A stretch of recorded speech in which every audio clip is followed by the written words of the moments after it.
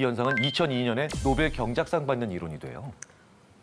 2002년 노벨 경제학상 수상자가 프린스턴 대학 심리학과의 저 같은 인지심리학자 다니엘 카네만 교수인데요. 이 다니엘 카네만 교수의 이론의 거의 3분의 1이 지금 말씀드린 내용입니다. 인간은 같은 돈이라 하더라도 내 지갑으로 들어올 때, 즉 획득할 때 내 지갑에서 나갈 때보다 더 가치를 작게 느끼고 그리고 내 지갑에서 나갈 때 그 효용을 더 크게 느낀다. 자, 무슨 얘기냐? 제가 송영규 씨한테 동전 던지기 게임을 제가 제안합니다. 제가 동전 던져서 앞면 나오면 제가 5,000원 드릴게요. 뒷면 나오면 저한테 3,000원 주세요. 하시겠습니까? 할 것 같은데요. 그렇죠. 네네. 왜냐면 제가 얻는 게 많아요. 5,000원 2분의 1, 동전 네. 2분의 1. 자, 그런데 박성학 씨. 네. 제가 같은 게임을 제안합니다. 대신 판돈을 좀 올려볼게요. 동전 던져서 앞면 나오면 제가 5억 원 드릴게요. 뒷면 나오면 저한테 3억 원 주세요. 없는데. 현금 바로 묶어야 해야 돼. 그렇죠. 아, 못하겠. 그건 약간의 네, 그건 두려움이. 근데 이게 경제학에서 얘기하는 기대가치가 아까 송영규 씨한테 제안했던 게임은 1,000원짜리 게임이에요. 기대가치. 그런데 제가 박성광 씨한테 제안했던 게임은 기대가치 1억 원짜리 게임입니다. 못한다는 거예요. 기대가치가 훨씬 더 늘어났는데도 이 게임을 못한다는 겁니다. 획득할 때보다 손실할 때 그게 더 커 보인다는 거예요. 예. 그래서 이 관점이라는 게 돈에 있어서 이만큼 무섭다는 거죠. 실제로 돈은 관점을 조작해서 시작한 겁니다. 무슨 얘기냐? 이 돈, 우리 심사임당 그려져 있는, 이분 그려져 있는 이 돈, 우리한테는 굉장히 중요한 거잖아요. 그런데 이거 제가 아프리카 원시 부족한테 가서 이 5만 원을 주고 잘 귀인여하겠어. 내가 날씨가 좋으니까 선물로 주는 거야. 이러면 아프리카 원시 부족에 있는 사람들은 얘가 나한테 뭐 하는 걸까? 나한테 왜 이런 이상한 물건을 줘? 먹을 수도 없는 거고. 그렇죠? 종이 쪼가리에 불과한 거죠. 그래서 이 어쩌다 어른에도 한번 방문을 했던 이 사피엔스 저자 유발 하라리, 즉 호모 사피엔스, 우리 인간의 역사를 굉장히 진화적 관점으로 오랫동안 연구했던 이 유발 하라리는 인류 역사상 가장 위대한 사기극이 바로 돈이라고 얘기하기도 합니다. 이 돈만큼 엄청난 사기가 없다는 거예요. 어떻게 이걸 믿으라는 겁니까? 그렇죠? 어느 날 이 돈이라는 거, 그래서 역사로 보자면요, 어떠한 왕도 가장 애먹었던 것 중에 하나가, 사업 중에 하나가 새로운 돈을 유통시키는 거였어요. 새로운 돈을 유통시키는 거. 정말 어렵습니다. 옛날에는 뭘 했습니까? 물물 교환을 했겠죠. 물물 교환을 했는데 물물 교환이라는 건 저 물건이 나한테 보이는 거예요. 저 물건이 나한테 보이니까 돼지고기 한 근, 그럼 내가 여기 파 2단 줄게. 이렇게 얘기를 하기 시작했고, 자, 그러면서 서로 맞아떨어지면 서로 물건을 주고받았죠. 그런데 돼지고기는 3일 싣고 갈 수가 없어요. 파도 이틀 이상 싣고 갈 수가 없습니다. 왜? 다 부패하고 다 상해버리니까요. 그런데 어떻게 이 직거래의 개념을 깨게 만들었냐는 거예요. 바로 인간의 필요가 있었다는 거죠. 돈이라는 건 바로 그 모든 직거래의 개념을 깨버린 거지 않습니까? 그러니까 원거리에 있는 사람들과도 무언가를 주고받고 싶다는, 교육을 하고 싶다라고 하는, 뭔가를 저 사람 걸 나한테 가져오고 싶다는 이 욕망의 확장은 돈이라고 하는 사기극을 체제로 안정시켰다라고 하는 얘기를 인류학이나 진화학하는 사람들이 한다는 겁니다. 자, 그런데 돈에 관련해서 여러 가지 얘기들이 많다라는 건 그 돈이 철저히 이렇게 착각과 관점의 지배를 많이 받기 때문에 그렇게 해서 우리가 그 얘기를 해볼 필요가 있다는 겁니다. 지금은 인터넷으로 영화 예매하고 심지어 모바일로 예매하잖아요. 제가 대학교 2학년 때 사랑과 영원, 고스트, 난리 났었습니다. 사랑과 영원은 보기는 봐야 됐고, 그래서 제가 제 친한 친구 한 명이랑 제가, 야, 우리 둘이서 영화를 보러 가자. 자, 이렇게 얘기해서 아침에 표를 사러 갔어요. 근데 저희는 그날 6시쯤 영화를 볼 계획이었거든요. 아침 10시에 가서 딱 이렇게 영화표를 사려고 봤는데 저와 그 친구 모두 지갑에 10만 원이 있었어요. 영화표 한 장이 10,000원이라고 했을 때 저는 영화를 보기 위해서 영화표를 샀습니다. 제 친구는 영화표를 살까 하다가 그 매표소에 있는 분이 6시에 오셔도 표 넉넉히 있어요 라고 얘기를 하시더라고요. 그래서 제 친구는 안 샀습니다. 자, 그럼 이제 현재 상태는 어떻습니까? 저는 지갑에 영화표 10,000원짜리 하나, 그리고 9만 원 남아있겠죠. 그리고 제 친구는 그냥 10만 원이 남아있겠죠. 자, 그런데요, 이제 영화를 보러 오는데 제가 지갑을 열어보니까 영화표가 없어요. 그러니까 잃어버린 거예요. 근데 제 친구는요, 10,000원을 잃어버렸어요. 자, 그럼 둘 다 남은 상태는 9만 원이 남았죠. 근데 제 친구는요, 아이씨, 아깝긴 하지만 그래도 9만 원 있으니까 영화 볼래? 영화표를 바로 사러 가더라고요. 저는 사기가 싫더라고요. 이 영화표를 다시 산다는 게 너무 아까워요. 근데 재밌는 건 이 친구는 왜 영화표를 다시 사느냐? 마음의 계좌가 하나였던 겁니다. 즉 10만 원이라는 마음의 계좌가 있었던 거예요. 그러니까 10,000원을 잃어버리니까 10%의 손실이 일어난 거죠. 근데 저는요, 이 지갑에 10,000원짜리 영화표 하나를 넣고 9만 원이 남는 순간 제 마음의 계좌가 마치 은행의 계좌처럼 두 가지로 나뉜 겁니다. 그래서 저는 표를 잃어버렸으니 영화를 보기 위한 마음의 계좌에서 몇 %의 손실이 일어난 거예요. 100%의 손실이 일어난 거예요. 그래서 훨씬 더 속이 상해서 그 친구를 기다리면서 저는 3만 원어치 맥주를 사서 혼자 다 먹었습니다. 결국은 전체로 합치면 다 10만 원이었고 결국 10,000원의 손실인데 이런 일들을 근데 우리가 실제로 자주 경험하잖아요. 그리고 이런 점은 바로 돈과 세상은 아날로그인데 우리의 마음은 디지털이다라고 하는 재밌는 말을 만들어냅니다. 자, 무슨 얘기냐? 세상에 흐르는 강물 쭉 이어져 있죠. 그리고 구름도 보면 다 이어져 있고요. 그렇죠? 그런데 우리 인간은요, 이렇게 세상이 연속적으로 이어져 있는 걸 별로 안 좋아합니다. 왜냐하면 인간은 늘 불안합니다. 불안할 때 외로움은 진짜 지구에 나밖에 없는 것 같아요. 그러니까 불안하다는 건요, 이 이후에 어떤 나쁜 게 와도 나를 아프게 하고 2배 이상 힘들게 하고 3배 이상 괴롭게 합니다. 그래서 인간은 불안을 제일 싫어해요. 자, 그런데 이렇게 인간은 불안을 싫어하는데 불안이 언제 커지나요? 방금 전에 말씀드렸던 것처럼 무언가가 끊어지지 않고 이어지고 있을 때. 그래서 예측 가능성이 떨어질 때라는 거죠. 공포 영화 왜 무서운가요? 네, 그게 언제 나올지 모르니까. 이런 공포 영화는 언제 어디에서 나오는지를 모르니까 불확실하니까 무서운 건데 공포 영화 진짜 안 무섭게 보는 방법 알려드릴게요. 이렇게 하시면 됩니다. 제작을 이렇게 하시면 되죠. 딱 화면이 나오는데 옆에서 카운트다운이 시작돼요. 10, 9, 8, 7, 6, 5, 4, 3, 2, 1 하고 영화에 귀신 나오면 사람들이 어머, 귀신 분장이 별로 안 좋은 것 같아. 그런 것까지도 기억할 정도로 안 무서워합니다. 즉 디지털로 나오면, 그래서 끊어내고 그다음에 불연속적으로 만들면 사람들은 두려움을 느끼지 않죠. 그래서 불안한 인간은요, 세상을 그대로 놔두질 못해요. 자꾸 끊어내서 뭔가 경계선을 만들려고 한다는 겁니다. 그래서 우리는 구름을 봐도 이런 생각을 하는 겁니다. 구름, 그냥 아날로그 패턴이에요. 근데 우리는 저기서 뭐가 보여요. 뭐가 보이시나요? 하트가 보여요. 다른 거 보이시는 분들 계세요? 양곱창으로 보인다. 뭐 이럴 수도 있겠지만. 근데 우리는 저기서 하트를 봐요. 그냥 그대로 놔두지 않는 겁니다. 구름이라고 놔두지 않는다는 거예요.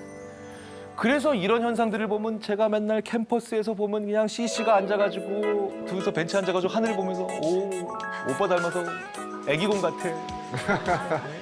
그럼 옆에 아니 너 닮아서 토끼 같은데. 이걸 자꾸 이름 붙이고 싶은 겁니다. 이 이름 붙이고자 하고 싶은 욕구, 즉 불안한 인간이 그걸 그대로 놔두지 못하고 구체적으로 만들기 위해서 자꾸 제목 붙이고 싶어하는 생각과 행동의 결정판이 바로 별자리예요. 별자리. 네. 별자리 보면 저 생각해 보세요. 저 몇 천만 광년 떨어져 있는 저 별들 입장에서 보면 이 지구 인간들 되게 웃긴 거예요. 야, 쟤네들 나보고 물병자리래, 물병이래. 야, 나 얼마 전에 정가을 됐다, 야. 야, 사자거든, 막 이러면서. 그런데 바로 저 별자리가 누구한테 필요했겠습니까? 옛날에 고대 시절부터 항해를 하는 사람들. 자, 지금처럼 선박 기술이 발달돼 있을 때도 가끔씩 사고들이 일어나는데 정말 옛날에 그 망망대해에 그 통나무배 같은 거 하나를 놓고 항해를 했던 사람들 얼마나 불안했겠습니까? 그러니까 그 엄청난 불안이 저 무선적인 점들에 저 무선적인 랜덤한 별들로부터 무언가를 끊어내고 싶었던 욕구를 만들어낸 거죠. 그래서 우리는 다양한 별자리를 만들어냅니다. 이 별자리가 그래서 이제는 성격까지 출현하는 얘기가 되죠. 그렇죠? 동양은 혈액형, 서양은 별자리. 근데 사실은 혈액형과 별자리가 성격과 상관이 있다는 거는 아무리 저희들이 연구해봐도 안 나와요. 안 안 나와요. 그러니까 사람이 제목을 무엇으로 붙이느냐에 따라서 엄청난 차이가 만들어진다는 거죠. 그래서 이거에 주목한 사람들이 행동경제학을 만들어낸 사람이죠. 로맨스 드라마의 특징이 있죠. 초반에 남녀 주인공이 사이가 좋을까요? 안 좋아요. 안 좋죠. 그래서 엄청 싸워요. 그러다가 16부작에서 한 8부 정도 되면 이제 사랑이 싹 터요. 사랑이 싹 트죠. 드디어 결혼하고 또 아이가 나옵니다. 경제학과 심리학이 열심히 70년대, 80년대 싸우다가 나온 아이가 바로 행동경제학이에요. 그리고 그 행동경제학의 교황이라는 얘기를 듣는 노벨 경제학상 수상자가 리처드 탈러죠. 그리고 리처드 탈러가 자기 연구를 시작하게 됐던 가장 그 기폭제가 됐던 게 바로 이 제목의 힘입니다. 돈의 제목을 어떻게 붙이느냐에 따라서 그 돈을 쓸 수도 있고 안 쓸 수도 있어요. 예전에 만약에 네네네. 이제 대학교 다닐 때 네. 그때 현금 인출기는 있었나요? 현금 실기 없었죠. 없었죠. 네. 10만 원 보통 지갑에 넣으면 이런 경험 있지 않으셨어요? 쥐두새도 모르게 사라지는 것 같은 느낌. 그때 당시에 제 등록금이 67만 원이었습니다. 그러니까 10만 원이면은 굉장히 큰 돈이었어요. 아 맞다. 제가 이거 까먹었네. 제가 75만 원이었거든요. 네. 그럼 좀 줄여볼게요. 네. 한 2만 원쯤 있을 때. 네네. 네. 그럼 어느 정도 보통 갔을까요? 한 일주일 정도는 일주일 가지고 정도. 있죠. 네. 대부분 보면 돈을 10만 원을 찾아놓든 20만 원을 찾아놓든 어느 순간 보면 그냥 없어져 있어요. 그럼 매번 이 빈 지갑을 보면서 야 어떻게 돈을 이렇게 내가 참 허투루 쓸까? 예, 이런 생각 많이들 하시죠. 근데 이 돈 중에 20%를 전쟁이 일어나도 지키는 방법은 있죠. 현금 인출기에서 돈을 찾자마자 이 10만 원 중에 2만 원을 이름을 붙여주세요. 너는 오늘부터 비상금이다. 그리고 이 비상금이라 이름 붙인 돈을 2번 접으세요. 그리고 신분증 뒤에 넣어보세요. 그럼 지갑상에서 접으면 지갑상에서 위치는 1cm도 차이 안 납니다. 바로 같은 위치에 있는 돈이에요. 그런데요, 이 2만 원을 달라고 친구가 얘기하면 내 뼈와 살을 발라내는 것 같아요. 실제로 대학교 다닐 때 저도 이런 경우 많았거든요. 야, 그 돈 좀 빌려, 지갑에 돈 좀 있잖아. 이건 비상금이야. 비상시에만 써야 돼. 비상시가 언제 있어, 그럴 때가. 제목의 효과가 이렇게 무섭다는 거죠. 그리고 더 큰 돈보다도 작은 돈이 더 강한 힘을 발휘할 때도 있습니다. 10만 원을 잃어버린 사람한테 이렇게 얘기합니다. 게임을 하나 하는데 이 A라는 게임은 4만 원을 딸 수 있는 확률이 50%, 4만 원을 잃을 수 있는 확률이 50%입니다. 그러니까 일종의 동전 던지기죠. 나 할래. 손 들어주시죠. 지금 한 5%에서 10% 정도 들으셨어요. 나 안 할래. 네, 훨씬 더 많이 드시죠. 자, 그런데요. 이렇게 한번 가정해 볼게요. 방금 전에 4만 원을 잃어버렸어요. 그런데 어떤 사람이 와서 50%의 확률로 4만 원을 딸 수 있다. 그리고 50% 나머지는 4만 원을 잃는 거다. 이 게임 하시겠습니까? 라고 하면 하겠다는 사람이 갑자기 늘어나요. 무슨 얘기냐? 내가 잃은 돈과 같은 액수가 나와야 이전 손실의 만회라는 제목이 만들어지는 거예요. 그러니까 사람이요, 이전에 손실된 돈과 같은 액수를 메울 수 있는 게임은 모험을 해요. 근데 그 전에 얼마나 어떤 돈을, 큰 돈을 잃었던 작은 돈을 잃었던 그 돈과 다른 금액의 돈, 그거를 가지고 게임을 하면 잘 안 한다는 겁니다. 왜? 제목이 안 만들어져요. 다른 액수는. 네. 그래서요, 어떤 사람으로 하면 좀 더 모험적으로 만들게 하려면 지금 하는 모험이 이전 손실의 만회라는 말을 해줘야 됩니다. 그저 도전하라고 하고 그저 한 번 더 모험하라고 하는 얘기로는 사람이 안 움직인다는 거죠. 자, 이 백화점 A에 가셨는데 계산기가 2만 5천 원입니다. 그리고 자켓이 12만 원이에요. 총 14만 5천 원을 지불하는 거죠. 자, 그런데요, 친구가 전화를 해요. 30분 정도 걸어가면 옆에 다른 백화점이 있는데, 야, 계산기가 15,000원이야. 자켓은 그냥 원래 그 가격이고 12만 원. 내가 사려고 했던 계산기를 무려 10,000원을 깎아주는 거죠. 가시겠습니까, 나르샤 씨? 택시비도 안 들어요. 걸어간다면 갈 수 있어요. 네, 갈 수 있을 것 같으세요? 네. 역시 주부십니다. 자, 소영 씨 가실래요? 저도 갈 것 네, 같습니다. 네. 대체적으로 이럴 때 60% 정도가 간다고 대답을 합니다. 10,000원이 어디냐? 네. 근데 재밌는 건요, 계산기 가격은 그대로인데 자켓을 10,000원 깎아준다 그러면 사람들이 거의 안 간다 그래요. 자, 두 경우 모두 14만 5천 원을 써야 되는데 13만 5천 원만 쓰는 거잖아요. 자, 왜냐면 각기 다른 제목에서 할인율이 달라요. 25,000원짜리를 10,000원 깎아줘서 15,000원에 팔면 거의 30-40% 이상 디스카운트가 되는 거죠. 그런데 12만 원짜리 자켓에서 10,000원 깎아준다는 건 10%도 안 되는 디스카운트입니다. 그래서 기분이 별로 내키지가 않아요. 자, 이렇게 치자면 바겐 세일이 얼마나 무서운 건지 아시겠죠? 백화점에 가셔서 택 보시면 디스카운트 레이트, 즉 할인율 보시는 순간 이미 지는 거예요. 그러니까 영리한 고객이 되시려면 어떻게 됩니까? 택을 보기 전에 가격을 먼저 매기셔야 돼요. 내가 이 물건은 50만 원이면 산다. 근데 60만 원이면 안 살 거야. 택을 보시기 전에 그렇게 가격의 가치를 매기시면 그 물건이 70만 원인데 95% 세일이라고 해도 조금도 감사하지 않습니다. 그런데 우리는 그걸 하지 않은 상태에서 그냥 무작정 백화점에 들어가면 그렇죠? 언제나 나오는 최종 정리 세일. 고별전 딱 이래가지고 90% 세일을 하면 감사합니다. 오늘 저에게 이런 행운 아니라는 거죠. 그렇죠? 우리 인간은 참 관점에 따라서 돈을 달리 봐요.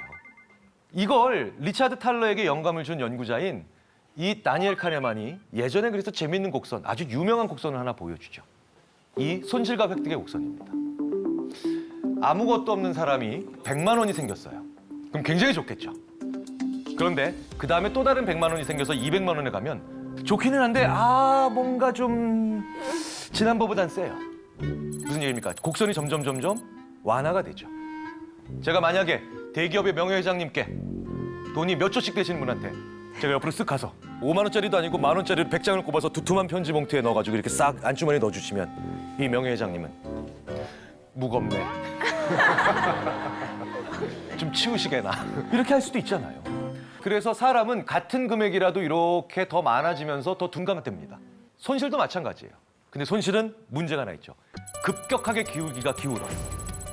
그래서 우리는 같은 금액이라도 100만 원의 획득보다 100만 원의 손실이 훨씬 더 그 금액이 크게 느껴지죠. 제가 누군가에게 200만 원을 줘야 됩니다. 이 그래프에 의하면 100만 원으로 2번 주는 게 나을까요? 200만 원 한 번에 주는 게 나을까요? 그렇죠. 100만 원으로 2번 주는 게 낫죠. 왜? 생각해 보세요. 아무것도 없는 상태에서 100만 원 주면 요만큼 좋아하죠. 그리고 좀 이따가 다시 100만 원 주면 다시 또 그 칸만큼 좋아하죠. 200만 원 한 번에 주면 그 높이가 그만큼 상승하지 않잖아요. 그래서 인간은 작은 행복을 여러 번 느끼는 게 제목이 여러 개라서 좋을 수밖에 없어요. 네. 좋아, 그러면 한 번에 주지 않고 100만 원을 2번 나눠주면 좋아한다 그러니까 1원을 200만 번 주면 어때? 짜증나죠? 아니, 돈 갚을 때도 그런 친구들 있어요. 10만 원 빌려줬는데 5천 원씩 20번 갚는 친구들 있어요. 예. 근데 왜 이런 거는 별로 안 좋아하느냐는 거죠. 우리 마음에는 부킹 프라이스라는 게 있어요. 그러니까 부킹 프라이스는 뭡니까? 내 마음의 장부에 기입할 수 있는 가격이죠. 받았다고 치는 최저 금액이에요. 이런 거 있잖아요. 삼촌이 세뱃돈을 줬는데 500원 줘요. 그럼 우리 받았다고 안 쳐요. 그렇죠? 그거보다 더 적게 받으면 사람들이 불만족하다는 거예요. 짜증난다는 거예요. 그러니까 그 부킹 프라이스를 넘어서는 수준으로 줘야 되겠죠.